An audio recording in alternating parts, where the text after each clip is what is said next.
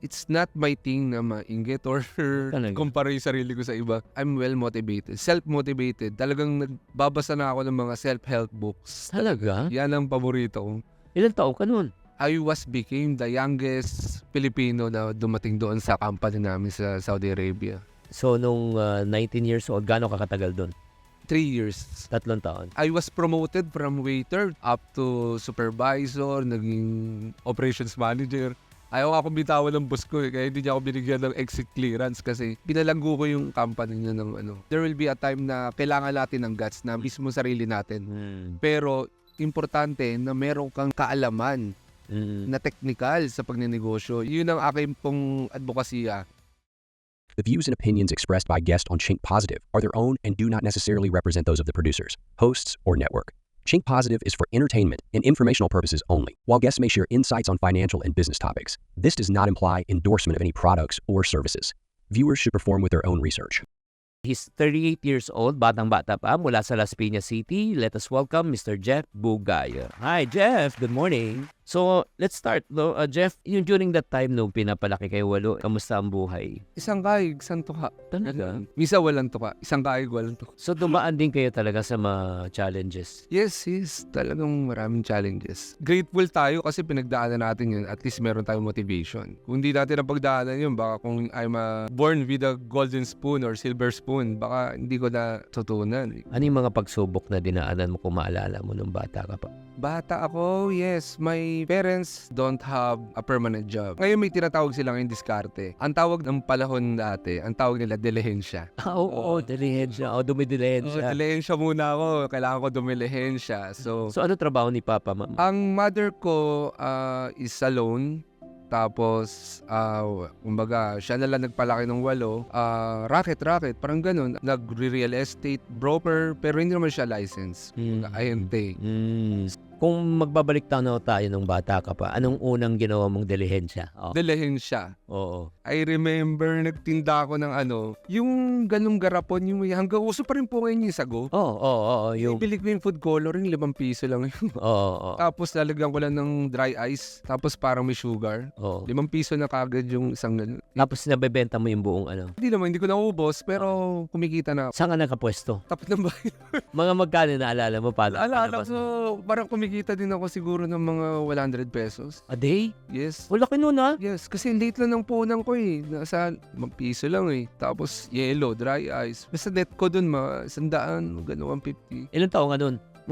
I remember grade 4, grade 5. Oh, grabe ha? Mga 9 to 10 years old. Yeah. So ano ginagawa mo sa 100? Wala, bibili ko rin ng mga chichirya, soft drinks. Mga pangalo ko rin din, maluho ko lang din. Hindi naman siya for basic needs ng buhay namin. Pero at least hindi na ako nangihingi. So di ka nanging... Hindi ako mahilig po na manghihingi. Hindi ko naging kaugalian. Alam niyo po, ikwento ko remember, nung 18 years old ako, umalis na ako sa bahay. Anong ginawa mo nung 18 years old? Nagtrabaho ako sa sa SM. Nagtrabaho ako dyan, nag-apply ako. Tapos nag-boarding house ako. Solo flight. Puro solo flight ako hanggang I became the youngest Filipino na dumating doon sa company namin sa Saudi Arabia.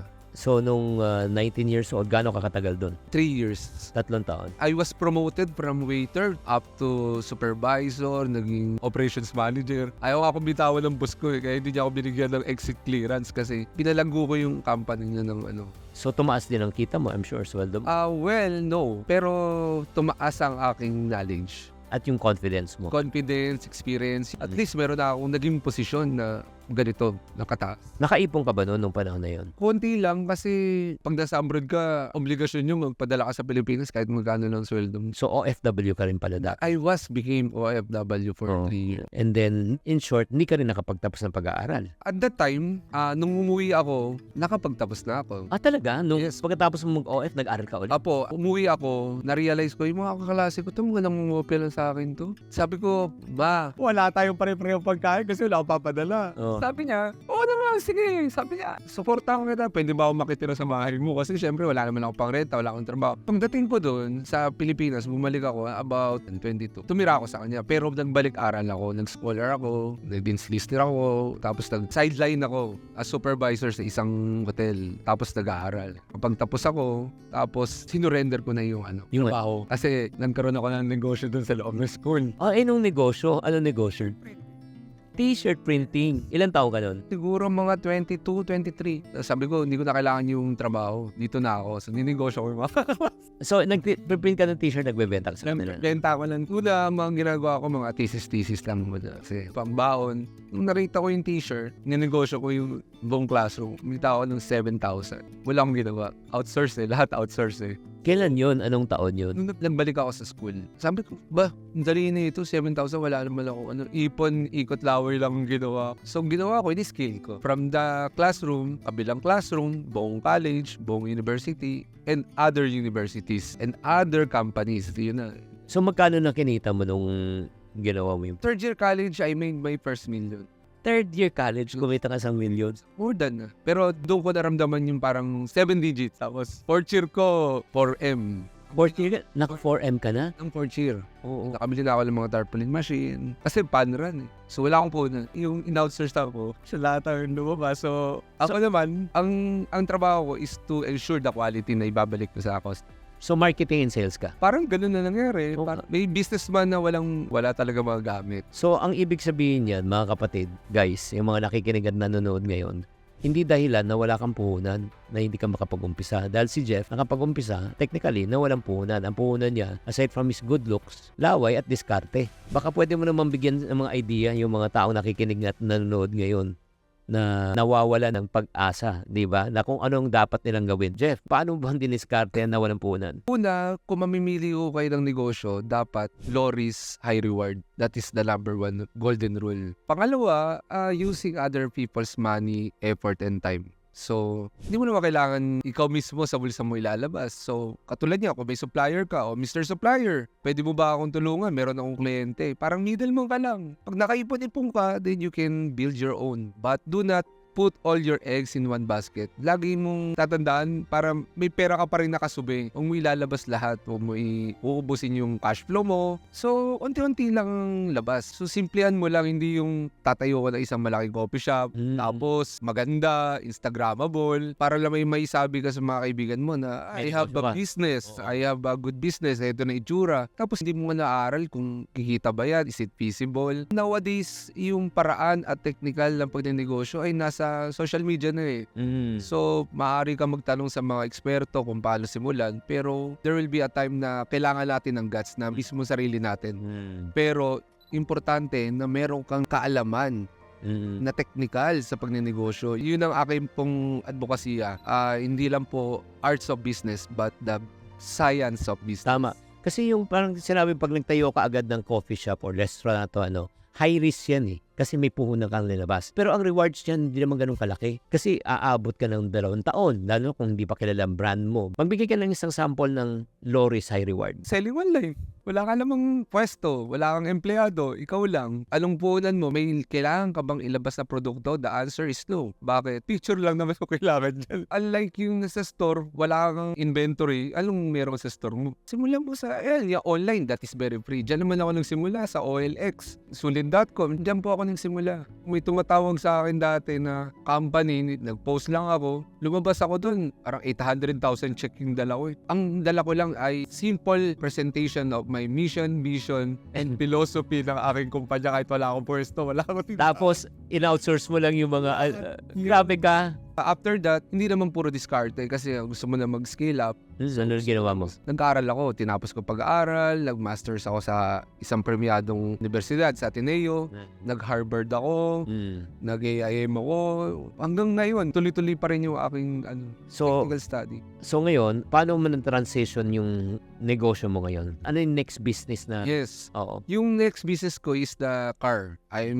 Now I have a car business, Shimmer Shield, that is a car coating company. Meron din ako Delia Bueno Private Resort. Anong ginagawa ng It's to protect your car, your original paint system from harmful effect of our ecosystem.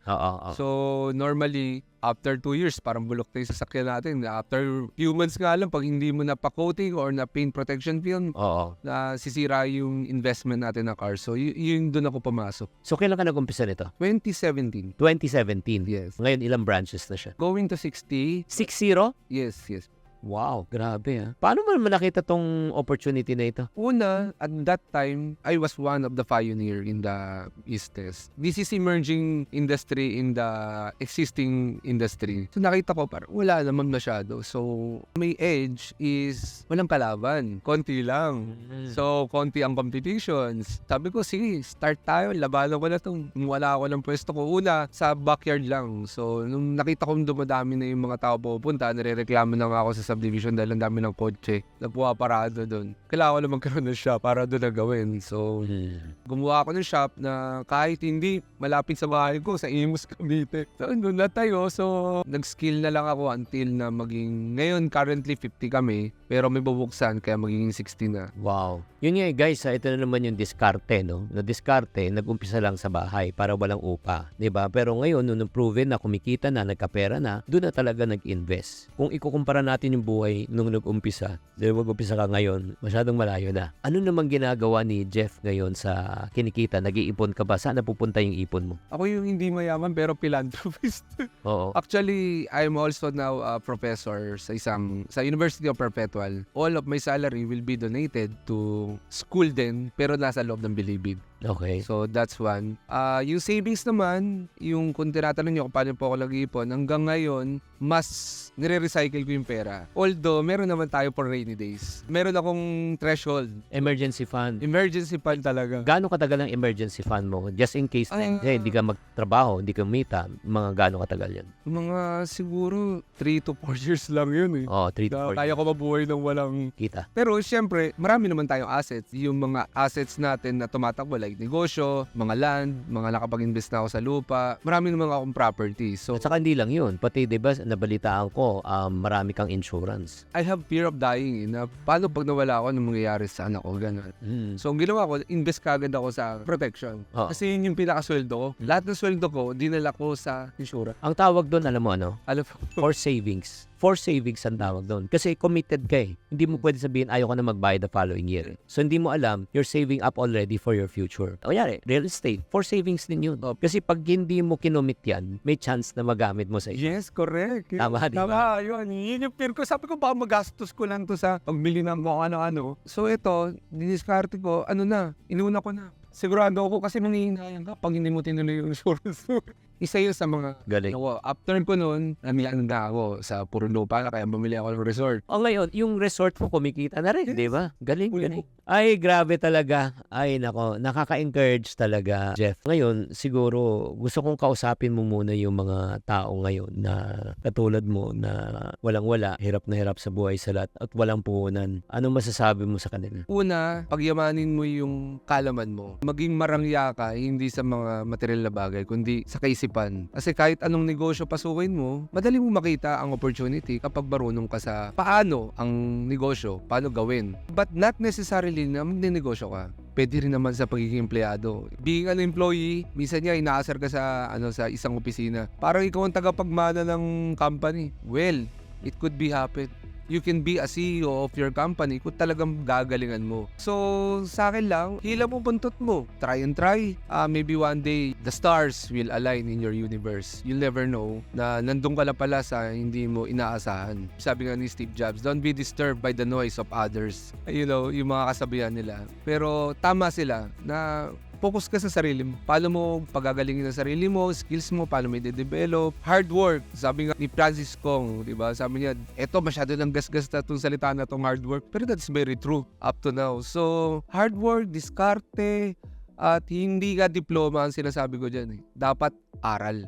Kung nakagraduate ka nga, wala ka namang alam, may diploma ka, it's a useless. So, dapat, diskarte ka at merong kang pinag-aralan na talagang na-adapt mo sa buhay mo. So, that is my advocacy to my students na grades, madali lang magbigay ng grades. Madali lang yan, grades. Pero yung natutunan mo rito, yun ang kailangan mong dalhin. So, ngayon pa lang, I encourage my students na gawin mo na. Magkamali, fail fast, learn fast. Huwag ka matakot kasi lahat ng makikita mo sa TikTok, puro failing na. Lahat ng mga top 10 tycoon sa buong mundo, laging lahat sila, they have one commonalities. It's failure. Tama.